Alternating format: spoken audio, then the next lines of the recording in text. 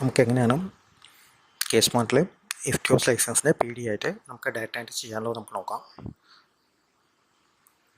അതിനുവേണ്ടി നമ്മൾ ആദ്യം ചെയ്യേണ്ടത് ഇഫ്റ്റ്യൂസ് ലൈസൻസ് മാപ്പ് ചെയ്തിട്ടുള്ള PD മാപ്പ് ചെയ്തിട്ടുള്ള ഏതെങ്കിലും ഓപ്പറേറ്റർ ലോഗിനിൽ ലോഗിൻ ചെയ്യാം. ലോഗിൻ ചെയ്ത് കഴിഞ്ഞാൽ അതിനകത്ത് സർവീസസ് സെലക്ട് ചെയ്യാം.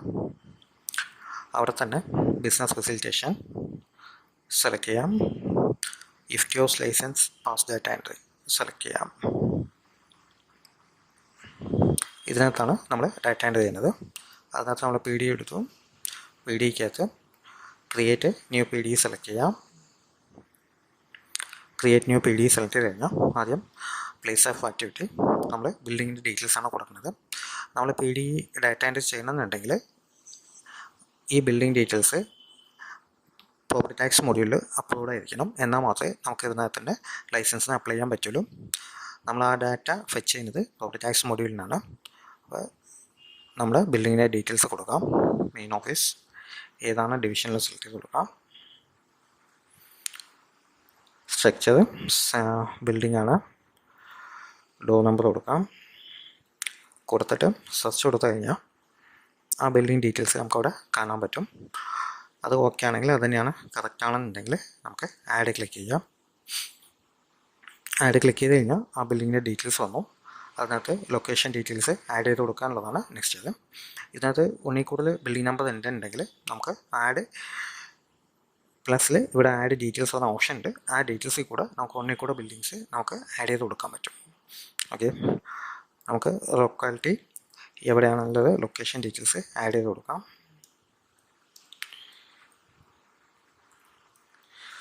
ലൊക്കേഷൻ ഡീറ്റെയിൽസ് കൊടുക്കുക. ജസ്റ്റ് നമുക്ക് പോസ്റ്റ് ഓഫീസും കൂടെ കൊടുക്കാം. പ്രൊസീഡ് ക്ലിക്ക് ചെയ്യാം. ഡാറ്റ സേവ് ആയി. ഇതിന് അക്കോർഡിയൻ എന്നാണ് പറയാം. നമ്മൾ ആദ്യത്തെ സംഭവം കംപ്ലീറ്റ് ചെയ്തു. ഇനി രണ്ടാമത്തത് നേച്ചർ ഓഫ് ആക്ടിവിറ്റിയാണ് ചെയ്യുന്നത്.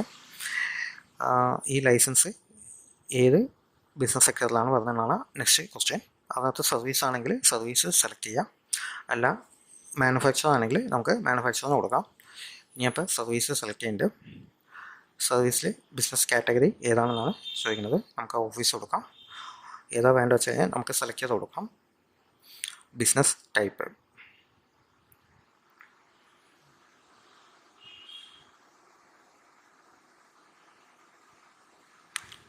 ഇതിനകത്ത് ഏതെങ്കിലും ഒന്നും സെലക്ട് ചെയ്ത് കൊടുത്താൽ മതി. നമുക്ക് കൺസൾട്ടൻസി സർവീസസ് കൊടുക്കാം. ഇതിൽ ബിസിനസ് സബ് ടൈപ്പ് നമുക്ക് ഒന്നിൽ കൂടുതൽ സംഭവങ്ങൾ ആഡ് ചെയ്ത് കൊടുക്കാൻ പറ്റും. ഏതാ വേണ്ട വെച്ച് കഴിഞ്ഞാൽ നമുക്ക് ആഡ് ചെയ്ത് കൊടുക്കാം. ഞാൻ അതിനകത്ത് ഇപ്പോൾ രണ്ട് സബ് ടൈപ്പ് ആഡ് ചെയ്ത് കൊടുത്തിട്ടുണ്ട്. എന്നിട്ട് പ്ലസ് ക്ലിക്ക് ചെയ്യാം. ആ സർവീസ് ഇതിനകത്ത് താഴത്ത് ആഡ് ചെയ്ത് വരും. ഡേറ്റ് ഓഫ് കമൻസ്മെൻറ്റ് എന്നാണ് ഷോപ്പ് തുടങ്ങിയത്, സർവീസ് അതായത് എന്നാണ് അവിടെ ഷോപ്പ് തുടങ്ങിയെന്നാണ് ചോദിക്കുന്നത്. അത് PD ചെയ്യുന്ന സമയത്ത് മസ്റ്റല്ല, മാൻഡേറ്ററി അല്ല. ക്യാപിറ്റൽ ഇൻവെസ്റ്റ്മെൻറ്റ് കൊടുക്കാം. ഡിസൈഡ് ലൈസൻസ് പേര് ഇത് റിന്യൂവൽ ചെയ്യുന്ന സമയത്ത് വരുന്നതാണ്. അതുണ്ടെങ്കിൽ നമ്മളിവിടെ കൊടുക്കുന്നതൊന്നുമില്ല. PD സമയത്ത് നമ്പർ ഓഫ് എംപ്ലോയീസ് മാൻഡേറ്ററി അല്ല. ലൈസൻസ് ഇൻഡിവിജ്വൽ ആണോ ജോയിൻ്റ് ആണോ ഇൻസ്റ്റിറ്റ്യൂഷൻ ആണോ എന്ന് ചോദിക്കുന്നത്. ഡീറ്റെയിൽസ് ഓഫ് ലൈസൻസ് യൂണിറ്റ് ആണ് നമ്മൾ പറയുന്നത്. ഇൻഡിവിജ്വൽ ആണോ ജോയിൻ്റ് ആണോ പാർട്ണർഷിപ്പ് ആണോ, നമുക്കവിടെ ഇൻഡിവിജ്വൽ കൊടുക്കാം. ജോയിൻ്റ് കൊടുത്തു കഴിഞ്ഞാൽ ഒന്നിൽ കൂടുതൽ ഓണേഴ്സിനെ ആഡ് ചെയ്ത് കൊടുക്കാൻ പറ്റും. യൂണിറ്റ് നെയിം, ഷോപ്പിൻ്റെ പേര്,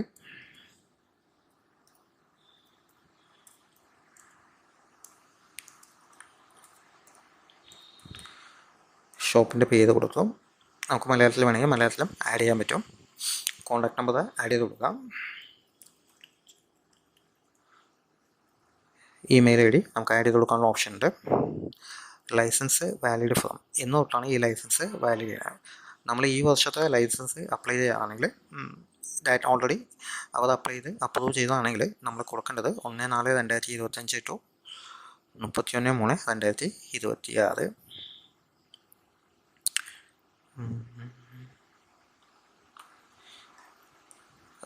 അവർ എന്നാണ് ക്യാഷ് അടച്ചിട്ടുള്ളത് ഡീറ്റെയിൽസ് റെസിപ്റ്റ് നമ്പർ ഇവിടെ ആഡ് ചെയ്ത് കൊടുക്കാം. റെസിപ്റ്റ് ഡേറ്റാണ് ഇവിടെ കൊടുക്കേണ്ടത്. എന്നാണ് ക്യാഷ് അടച്ചതെന്നാണ് മാർച്ച് 5 കൊടുക്കാം. റെസിപ്റ്റ് നമ്പർ കൊടുത്തു.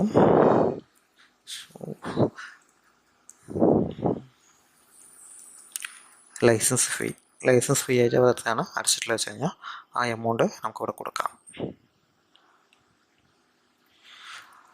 കൊടുത്തും അഗ്രി കൊടുക്കാം. മുകളിൽ കൊടുത്തേക്കുന്ന ഡാറ്റ കംപ്ലീറ്റ് ശരിയാണ് ചെയ്തിരിക്കുന്ന നമുക്ക് ഡീറ്റെയിൽസ് അഗ്രി കൊടുക്കാം. പ്രൊസീഡ് ക്ലിക്ക് ചെയ്യാം. ഓക്കെ കൊടുക്കാം. ഡീറ്റെയിൽസ് ഓഫ് ലൈസൻസ് അപ്ലിക്കൻ്റ് ഓണറിൻ്റെ ഡീറ്റെയിൽസാണ് നമ്മളിവിടെ കൊടുക്കേണ്ടത്. ഷോപ്പിൻ്റെ ഓണർ അവിടെ ആധാറാണ് നമ്മൾ സെലക്ട് ചെയ്തിരിക്കുന്നത്. ആധാർ നമ്പർ ഉണ്ടെങ്കിൽ നമുക്ക് ഇവിടെ ആഡ് ചെയ്ത് കൊടുക്കാം. ഇത് പി ഡി ആയതുകൊണ്ട് ആ ഡീറ്റെയിൽസ് മാൻഡേറ്ററി അല്ല. അപ്ലിക്കൻ്റ് നെയിം ആഡ് ചെയ്ത് കൊടുക്കാം.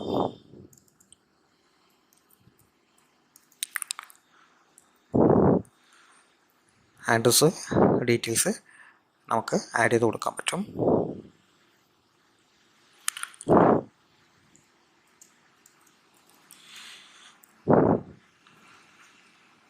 പോസ്റ്റ് ഓഫീസും കൊടുക്കാം.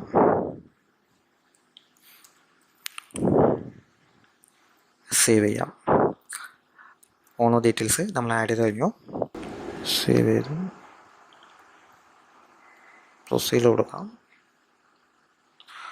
ഓക്കെ, ഇവിടെ ഫോട്ടോ അറ്റാച്ച് ചെയ്യാനുള്ള ഓപ്ഷൻ വന്നിട്ടുണ്ട്.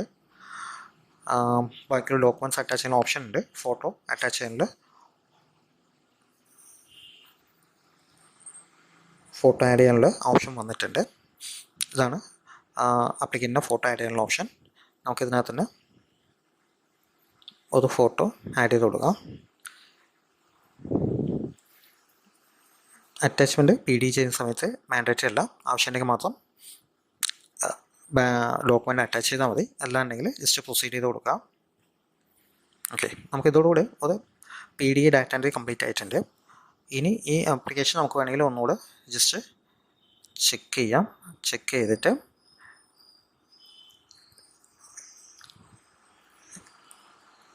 വർക്ക് ഫ്ലോ ഓക്കെ, നമുക്കിത് ഫോർവേഡ് ചെയ്ത് കൊടുക്കാവുന്നതാണ്. നമ്മൾ ചെക്ക് ചെയ്തു. ഇനി നമ്മളത് ഫോർവേഡ് സെലക്ട് ചെയ്യാം.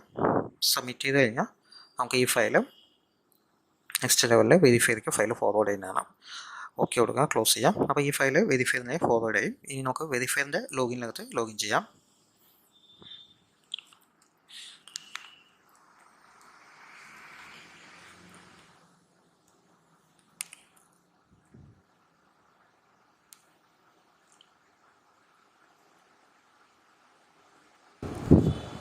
നമ്മൾ വെരിഫൈ ലോഗിനിൽ ലോഗിൻ ചെയ്തിട്ടുണ്ട്.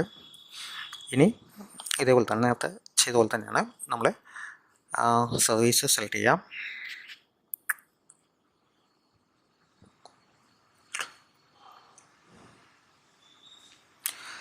അതിൽ ബിസിനസ് ഫെസിലിറ്റേഷൻ,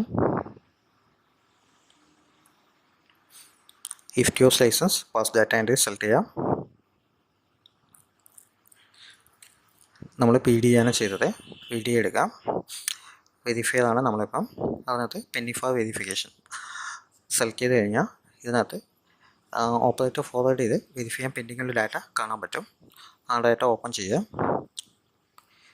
ഡാറ്റയിൽ കംപ്ലീറ്റും ചെക്ക് ചെയ്യാം.